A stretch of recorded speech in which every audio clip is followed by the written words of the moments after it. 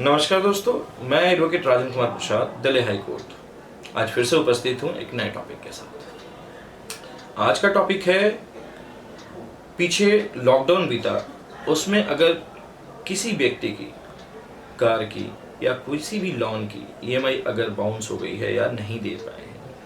हम एग्जाम्पल के तौर पर कार को लेकर चलते हैं। कार की ईएमआई बाउंस हो गई हैं 2, 3, 4 और आप अगर उसे नहीं दे पाए हैं तो क्या बैंक जबरन आपकी गाड़ी को उठाने का हकदार है या नहीं है?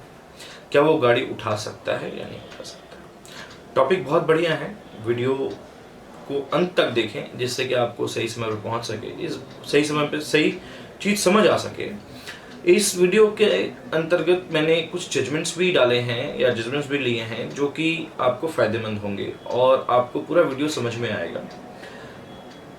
स्टार्ट करने से पहले मैं आपसे रिक्वेस्ट करूंगा कि अगर चैनल पर नए हैं तो प्लीज़ चैनल को सब्सक्राइब करना ना भूलें और बेल आइकन को जरूर दबाएं। साथ ही साथ लाइक करना ना भूलें, वीडियो को शेयर जरूर करें और कुछ भी अगर आपको अच्छा लगता है या कुछ भी समझ में आता है तो कमेंट कर सकते हैं या सवाल पूछ सकते हैं मुझसे कमेंट के द्वारा।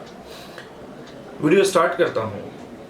हमने कई बार अभी देखा कि लॉकडाउन के दौरान हर आदमी का, एक आम आदमी की जो स्थिति थी, हर एक आदमी की स्थिति जो थी वो ठीक नहीं थी, फाइनेंशियली तौर पर पूरी तरह से टूट गया था। आरबीआई ने कुछ पीरियड ऐसा दिया था जिसमें अगर आप ईएमआई नहीं भी पे कर पाएंगे तो आपका सिविल स्कोर या आपके ऊपर लायबिलिटी नहीं बनेगी, बैंक उसको बाद में एडजस्ट करेंगे। मोरेटोरियम जिसको हम कहते हैं वो दिया आरबीआई ने, परंतु कई लोगों के अप्लाई करने के बाद भी बैंकों ने उसे अप्रूव्ड नहीं किया और ईएमआईज बाउंस होती गई और बाद में उसको कलेक्शन के द्वारा कलेक्ट करना स्टार्ट किया और कलेक्शन एजेंसियों को देकर कॉल करना, धमकाना, गाली गलौज करना स्टार्ट कर दिया। हम सब जानते हैं कि भारत के अंदर रिकवरी का जो तरीका है बैंकों का वो बहुत ही बुरा और बहुत ही गंदा है। अक्सर बैंक के जो मुलाजिम या एजेंट्स जो हैं, जो रिकवरी एजेंट्स हैं, वो आपको कॉल करके परेशान करते हैं, यहाँ तक कि गाली गलौज भी करते हैं और कहीं अगर विजिट कर लें तो मारपीट होने तक की नौबत आ जाती है। पीछे कई सारे कॉल आए मेरे पास जिसमें जबरन बैंक के कर्मी या रिकवरी एजेंट्स ने जो कंज्यूमर थे यानी जिन्होंने लोन लिया था, कार लोन लिया था, उनके घर पर जाकर जबरन गाड़ी उठा ली और उनसे जबरदस्ती ईएमआई पे करने के लिए कहा। जो बची हुई ईएमआई थी या बाउंस ईएमआई थी उनको तो पे करवा ही लिया। अंत में उन्होंने कहा कि हम गाड़ी नहीं देंगे जब तक आप पूरा लोन क्लियर नहीं करेंगे। क्या ये जेन्युइन है? क्या ये सही है? क्या ये तरीका बैंकों द्वारा अपनाया जाना सही है? इससे एक आम आदमी कितना आहत होता है या उसकी क्या रेपुटेशन जाती है या किस तरह की सामाजिक बेइज्जती होती है, ये बैंक को समझ में नहीं आती। परंतु ये कानून के दायरे में नहीं आता और कानून इस पर बकायदा सुप्रीम कोर्ट के और हाई कोर्ट्स के कई सारे जजमेंट्स हैं जिसमें कि इसको गैर कानूनी बनाया गया है। फोर्सिबली यानी बलपूर्वक आप किसी भी व्यक्ति की कार को उठाकर नहीं ले जा सकते, आप किसी भी प्रकार से आप उससे रिकवरी नहीं कर सकते बलपूर्वक। कोर्ट ने यह भी कहा है कि अगर आपको रिकवरी करनी है किसी भी चीज की तो भारत जो है संविधान के दायरे में चलता है। भारत के जो लोग हैं या भारत के जो नागरिक हैं वो भारतीय संविधान के तहत चलते हैं और संवैधानिक रूप से ही आप किसी भी डेब्ट की यानी लोन की रिकवरी कर सकते हैं, कानून के दायरे में रह के या कानून के द्वारा जो दायरा बनाया गया उसमें चलकर। परंतु कई सारे बैंक ऐसा नहीं करते और जानबूझ के अपनी मनमानी करते हैं। बाकायदा मैं आपको जजमेंट बता दूं जिसमें सुप्रीम कोर्ट ऑफ इंडिया यानी एपेक्स कोर्ट ने साफ साफ ये कहा था कि बलपूर्वक आप किसी भी चीज को रिकवर नहीं कर सकते और इसके लिए आपको जो लॉ बने हुए हैं उसके तहत जाके ही आप इसको रिकवर कर सकते हैं या उस दायरे में रहकर ही रिकवर कर सकते हैं। जो नोट दिया था सुप्रीम कोर्ट ने वो ये कहा था we say that we are governed by a rule of law in the country. The recovery of loans or seizure of vehicle could be done only through legal means. The banks cannot employ gundas, यानी गुंडाज to take possession by force.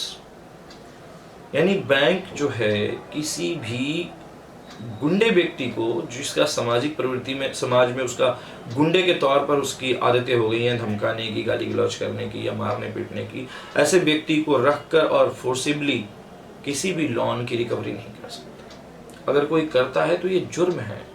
बाकायदा आप अगर चाहें तो इसकी complaint consumer form में या फिर रिट के द्वारा हाई कोर्ट में कर सकते हैं। कोई भी बैंक फोर्सिबली आपसे आपकी गाड़ी या लोन की रिकवरी नहीं कर सकता या गाड़ी छीन कर नहीं ले जा सकता।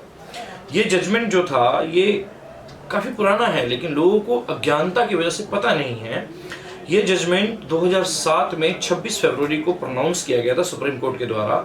जजमेंट का नाम था manager ICICI bank limited versus Prakash Kaur and others. फिर से मैं रिपीट कर रहा हूं, manager ICICI bank limited versus Prakash Kaur and others. इस जजमेंट में बकायदा किसी की गाड़ी या लोन की रिकवरी फोर्सफुली तरीके से या गाली गलौज करके या धमकी देकर या लड़ाई झगड़ा करके वसूलने की कोशिश की गई थी डेब्ट को, जिसके बाद कोर्ट ने संज्ञान लेते हुए ये जजमेंट दिया। तो इस बात का बिल्कुल ध्यान रखेंगे, या आगे से अगर कोई भी रिकवरी एजेंट आपको अगर कॉल करता है तो आप सिंपली उसे कहें भैया आपके पास पूरा लीगल टीम बैठा हुआ है, आप लाखों रुपए अपनी लीगल टीम पर खर्चा कर रहे हो, आप लीगल टीम को थोड़ा सा काम पे लगा लो, बोलो उनको लीगल नोटिस वगैरह भेज दें मुझे, मैं अपना रिप्लाई जवाब दे दूंगा जो भी होगा। कोशिश करें ऐसे लोगों को अवॉइड करें या बचने की। और अगर कभी भी लॉन एजेंट या जो रिकवरी एजेंट है अगर आपके साथ बदतमीजी करता है तो कोशिश करें उसको रिकॉर्डिंग करें और रिकॉर्डिंग करके उस रिकॉर्ड को अपने पास संभाल के रखें, और ज़रूरत पड़ने पर अगर ज़्यादा परेशान हो जाए तो कंज्यूमर फोरम में या फिर कंज्यूमर कोर्ट या फिर रिट के द्वारा हाई कोर्ट या सुप्रीम कोर्ट आप जा सकते हैं और बाकायदा आपको रेमेडी मिलेगी और रेमेडी लेकर आ सकते हैं। इन सब के इस जजमेंट के अलावा भी कई सारी जजमेंट भारत में प्रोनाउंस की गई जो जिसमें साफ साफ रिकवरी के बारे में ये सारी चीज़ें बताई गई कि पैसे की रिकवरी जो है कलेक्शन एजेंट जो है या रिकवरी एजेंट जो है वो आपसे अगर बदतमीजी करता है वो बदतमीजी नहीं कर सकता, किसी तरह से भी आपको फिजिकली मेंटली या इमोशनली टॉर्चर नहीं कर सकता या फोर्स नहीं कर सकता कि आप अपने ड्यूज जो है क्लियर करें या ड्यू को जो है किसी तरह से भी आप दें, नहीं कर सकता। ये एक तरह का अपराध है। आप अगर चाहें तो आप अगर सुप्रीम कोर्ट या हाई कोर्ट के समक्ष रिट पिटीशन डालते हैं या कंज्यूमर फोरम के सामने अगर एप्लीकेशन डालते हैं तो बकायदा बैंक मजबूर है आपको कंपनसेशन देने के लिए और अच्छा खासा फाइन हाई कोर्ट लगाती है या सुप्रीम कोर्ट लगाती है बैंक्स के ऊपर, जिससे कि उनको इसका नतीजा भुगतना पड़े। उम्मीद है वीडियो आपको समझ में आई होगी और इससे आपको लाभ मिलेगा। मैं फिर से एक बार रिक्वेस्ट करूंगा कि अगर चैनल पर आप नए हैं तो प्लीज़ चैनल को सब्सक्राइब जरूर करें, वीडियो को लाइक जरूर करें, शेयर जरूर करें, और कोई भी सवाल आपके मन में हो तो कमेंट के द्वारा आप मुझसे पूछ सकते हैं। साथ ही साथ बेल आइकन को जरूर दबाएं जिससे कि जो भी हम वीडियो डालते हैं उसका अपडेट आप तक सही समय पर पहुंच सके। इसी के साथ आपसे विदा लेता हूं। बहुत बहुत धन्यवाद। नमस्कार।